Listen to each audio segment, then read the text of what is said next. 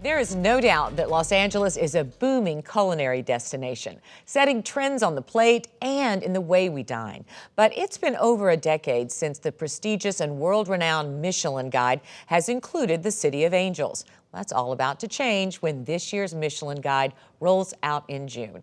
LA Times Deputy Food Editor Andrea Chang is here. Hey, Andrea, glad to have you here. Thanks for having me. For people who don't know what the Michelin Guide is, these anonymous critics go into restaurants and award them 1 to 3 stars, 3 being the most coveted, right? There are 32 guides a year, 24 countries. Tell us about the history of the Michelin Guide in California.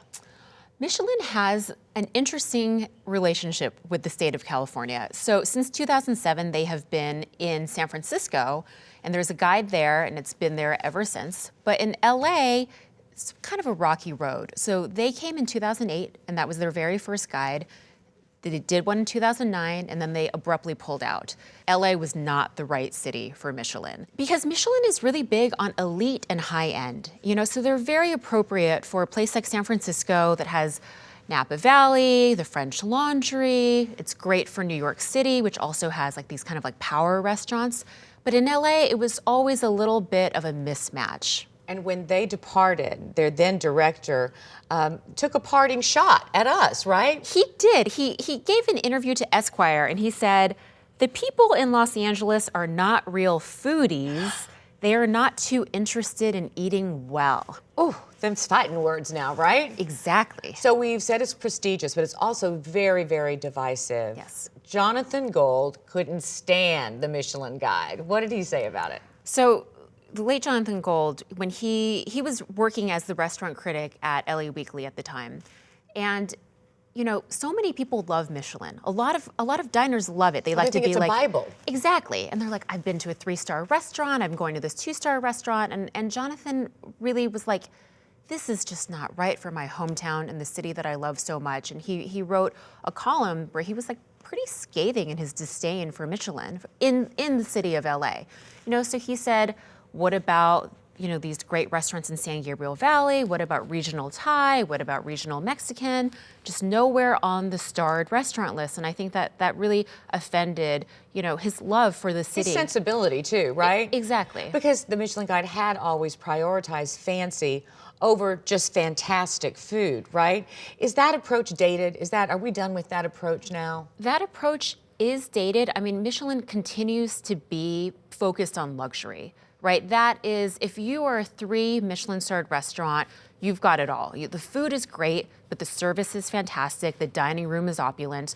That's what a 3 Michelin-starred restaurant is. That being said, in the last decade, they have also become more flexible and more open-minded. So if you look at the guides around the world, restaurants that you wouldn't necessarily think of as starred restaurants now are making it onto the list, and that bodes very well for Los Angeles. And I want to say that this new Michelin Guide that's going to cover the whole state is also going to include Orange County, San Diego, and Santa Barbara too, right? The big news that came out, this week was that Michelin, in coming back to LA, is actually coming back with an entire California guide. That is the first time that Michelin has ever done a statewide guide in the United States. Previously, they've only been in 4 cities. So they were San Francisco, Chicago, New York, and Washington, D.C. Now they're like, hey, California is fantastic, and we're coming to the entire state.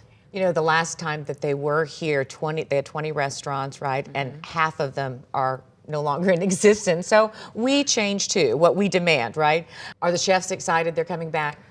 Most of the chefs are very excited that Michelin's coming back, but I also feel like there's a fair bit of anxiety and a little bit of fear as well.